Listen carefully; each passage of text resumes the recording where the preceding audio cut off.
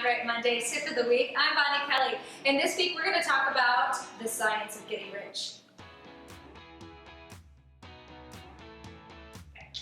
Hi guys, welcome to another Mind Right Monday tip of the week. This week we're going to talk about a book review that you totally need to read.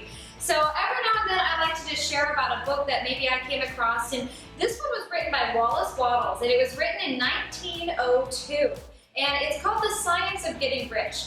And now there's a lot of books out there that are about manifesting or about changing the way you think to change your relationship to money. And my husband and I, when we were originally kind of just looking at a lot of this different stuff, he really said, he's like, Bonnie, let's try to find some of the source material. Where did a lot of this, this new agey stuff come from?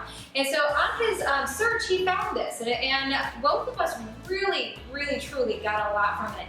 It's only 61 pages long. So it's not a super intense book, but if you look, it's got a lot of really great nuggets in here that's gonna really help kind of transform your relationship to money. Because as you might know, or maybe you don't think this way, but money is an asset that really enhances and allows us to all do more good in this world. So, when it comes to our relationship, it is very easy to have a belief that money is bad, or people with money are corrupt, or, that, only the rich get richer. Well, we have these certain beliefs that could be limiting that flow of that energy into your life. And so he kind of addresses this, over 100 years ago, talking about, how our relationship with money. So I want to share a couple nuggets that, really kind of stood out for me, just for you. One of them is just taken out of one of the first chapters, and it says, man is a thinking center and can originate thought. All the forms that man fashions with his hands must first exist in his thoughts. He cannot shape a thing until he has thought that thing.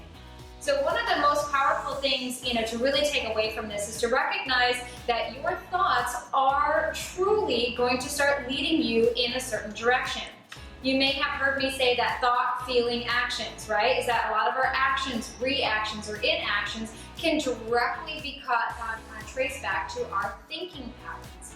And so if you're not aware of what you think, what goes on and through your mind, you're not going to know what it is that you are driving yourself to. So when you want to attract more money into your life or make more money in your life, it really is, there's actions or behaviors that we have to do or demonstrate to be able to start, aligning ourselves with abundance. So one of the ways to do that is to challenge and check your thinking, to get your mind in a state where you are only thinking thoughts in accordance to what it is that you want to, the direction you want to go. Now, I'm not necessarily saying that you're magically manifesting money, and maybe that's your belief system, and maybe it's not. What I'm saying though is what you think about is going to be what you begin to perform about as well. So if you're constantly complaining that you don't have enough and that money is hard, what do you think your experience is going to be? Because that's where your attention is. It's just like where your attention goes, energy flows. So just pay attention to what you're thinking. All right, let me share another really good principle from this book, and it says, doubt or unbelief is as certain to start movement away from you as faith and purpose are to start one towards you. So what he's saying again is that if you have faith in yourself, in your abilities, and your capabilities to be able to create money, then you are going to be moving forward and finding and seeing opportunities to create that. And if you are allowing doubt and fear to flood your mind and body, it's going to be paralyzing. I want you to think of the last time that you had a lot of fear. Like when it can paralyze you or cause you to run or completely change your behavior or direction. So it's important to really begin to pay attention to where you're aligning your thoughts, where you're aligning your feelings, because the feelings give a lot more energy and a lot more power. So the other thing he's talking about in that chapter is about using our willpower. So that will and that tenacity to begin to take action, to make choices. So you have to recognize that success is truly something that you are going to create for yourself. And it's kind of like Henry Ford says, whether you think you can or you can't, either way you're right. So check that alignment of your thoughts. Now, one of the other chapters in here is something you've probably heard a lot of, and it's called the attitude of gratitude. And so it really just reminds us that if you're not grateful for what you, where you're at and what you have, you're going to just be putting all of your attention into what's missing, what's wrong, and that's where all of your energy and your focus, and as a result, your willpower is going to be aligned with the place and the things that you don't want more of. So it's really about checking yourself. Pay attention, keep a money journal.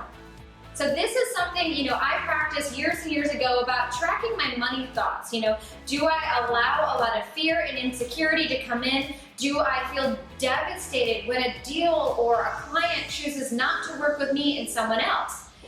Or do I look at those as opportunities for me to continue to grow better? Or maybe that client, they need that other person more than they needed me. I might not have been the right fit, and that's okay. I'm not going to waste all of this energy and all this attention on the fact that this one person didn't like me when there's all these other people that are like, you know what, Bonnie, I would love to work with you. And so you really want to just begin to look at even failure as an opportunity for learning and growing. And so in doing that, you have to start by being grateful for what you have now. Even if it's not ideal, even if it's not what you want, and even if it's not where ultimately you dream, it is the perfect place to begin to start creating that energy and those thoughts and that abundance that I know that many of you are looking to have.